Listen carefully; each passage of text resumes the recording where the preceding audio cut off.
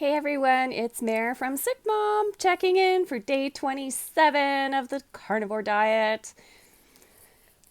It's been almost 4 weeks. I had a pretty good day today.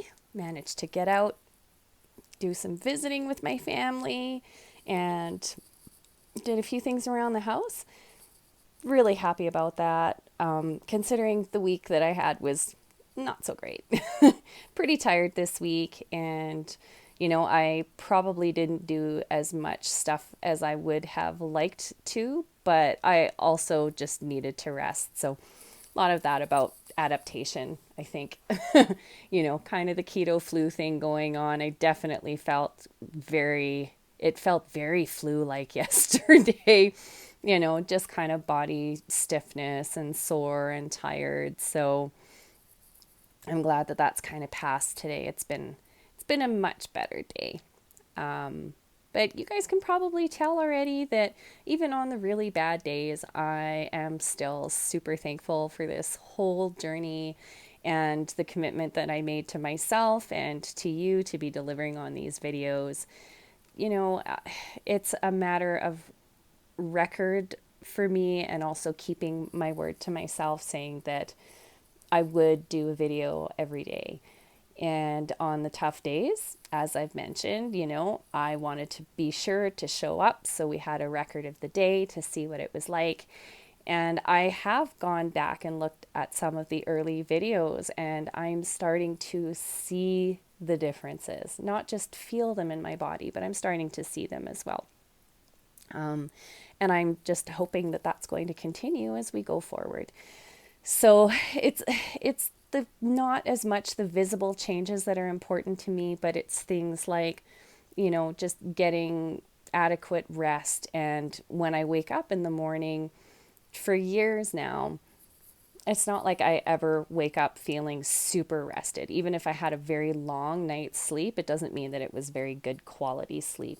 And quite a bit of that has to do with pain, inflammation, gut issues, insomnia sometimes. And the more I've done, the more I've read up on what keto flu looks like, and it talks about insomnia, and you can have muscle cramping and aches, and it. I kind of put two and two together for this week that definitely I was having a hard time staying asleep and waking up with just, pretty wicked heartburn. And I'm kind of hoping that that goes away soon, but, that's part of the process. Interestingly, I'm finding things like even just eating eggs now, I'm tolerating eggs better. Especially with the ham and cheese waffles, those are just wonderful. And it's not like I am trying to eat eggs every day, but on the days where I'm eating eggs, the day after, my my body and my tummy just seems to be a lot happier than it used to be. And that's probably just because it doesn't have to compete as much with the resources that are required to digest them. Eggs might be a really simple food, but it's very complex. There is so much goodness in an egg. But if you're intolerant to an egg, especially to the yolk, which is where all the fat is, it can cause you all kinds of discomfort, like cramping and pain and bloating and gas and all of that. And I'm just finding that a lot of that has subsided when I'm eating eggs now. So I can say that since finding out that I'm intolerant to eggs, which was probably about 10 years ago now, I had dramatically reduced the number of eggs that I was eating and even cut them out for long periods of time, and tried to find duck eggs as much as possible. And for a while, I had a really great source of duck eggs, which I found I tolerated better. And I wish I had a reliable supplier in Calgary for duck eggs by the dozen. So going to the Asian markets here, sometimes you can find them in a 6-pack. And same thing with the organic supermarkets, but it's $7 for 6 eggs. I've been looking for the past couple of years to find a reliable source of duck eggs that's in the Calgary area. And so far, I've just come up short. So if any of you live in Alberta or southern Alberta in particular, and you know someone who raises ducks and that they sell the eggs for food, please tell them to contact me because I would love to talk to them. Just because I do tolerate duck eggs better than chicken, even though chicken is going better now, I would still really love duck eggs because if you've never had a duck egg before, they're so lush. Oh, they're so delicious. Really wonderful flavor. And my favorite way to have them is just basted in the frying pan. So anyhow, food choices aside, it's just been easy to do this. It's been easy because it's food that I like. You know, I'm not someone who doesn't like eating meat. I do love it, and I'm finding that it's making me feel better, slowly but surely, one step at a time. So I'm going to keep going. And even though we're almost at the end of the first 30 days, I mean, my commitment to myself has been to do this for a minimum of 3 months. And I can probably say with a lot of confidence, barring a huge disaster in my health somewhere along the way, that I probably will continue to eat carnivore for the foreseeable future. I'm not saying that I will never, ever, ever eat another carbohydrate in my life. Okay. No, I've already talked about not being perfect and that sometimes, yeah, you know what? There might be some carbs that cross my lips, but I also see the difference already in just my mental clarity and how good I feel and that this feels right for me. So if vegetables feel right for you, go for it. I will support you 100% of the way. If being vegan, so no animal products whatsoever, if that is what makes you feel good, do that. Okay? Do what feels right for your body, but also make a commitment to it. Choose it. Don't be begrudging the process as you're going through it. That's a recipe for failure. And let's talk about that for a quick second.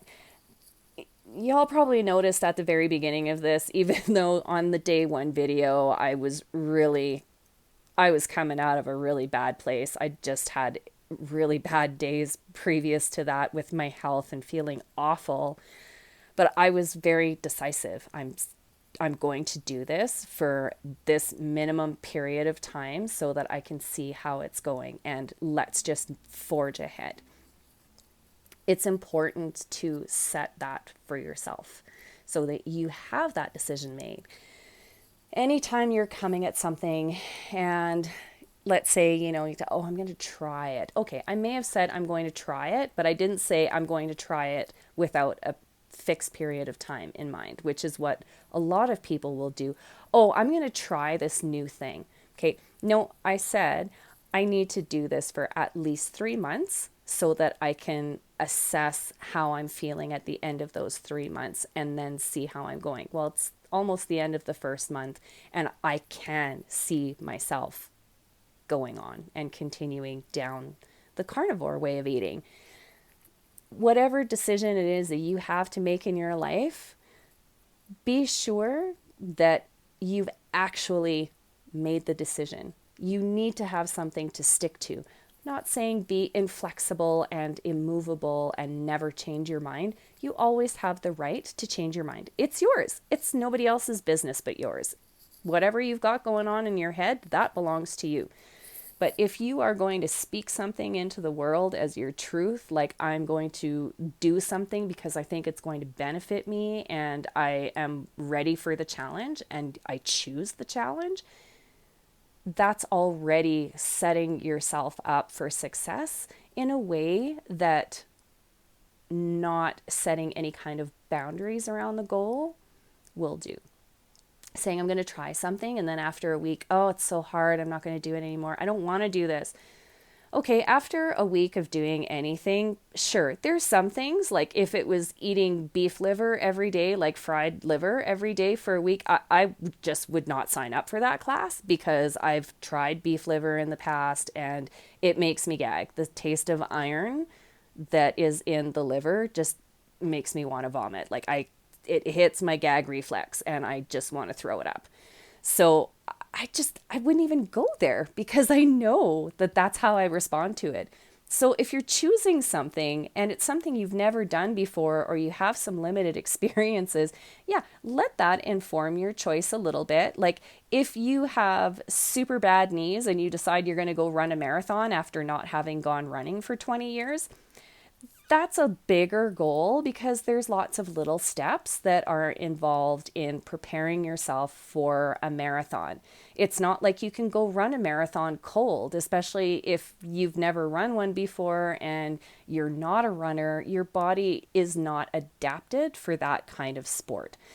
You have to allow your body the time to get conditioned so that you don't feel like you're going to die by the time you get to the finish line.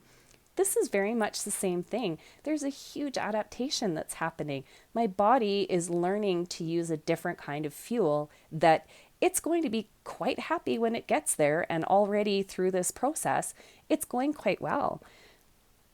But I chose it 100%. So if you're not making your choices and being 100% in for your choices, it's really easy for people to talk you out of stuff and sway your decision. I do seek the counsel of my friends and I ask their opinions on a lot of things, on business, relationships, different, friendships that come along. There's lots of questions there. But when it comes to my body and me living in my body and being the only person who's living in my body, I will gather knowledge that I need until I feel satisfied or have a certain level of comfort that what I'm doing is going to further my goals of improving my health. I'm not going to go and ask everybody, so what do you think I should do about this carnivore thing? Because I can tell you 100% of the people would say, you shouldn't do that. That's stupid. Or, wow, you're going to damage your heart. Or, that's really not a healthy way to live. There's no way anybody could possibly eat that way for longer than a month without getting sick. Okay, whatever story you might think that someone would come to you with, that is what they're going to come to you with if you open the door.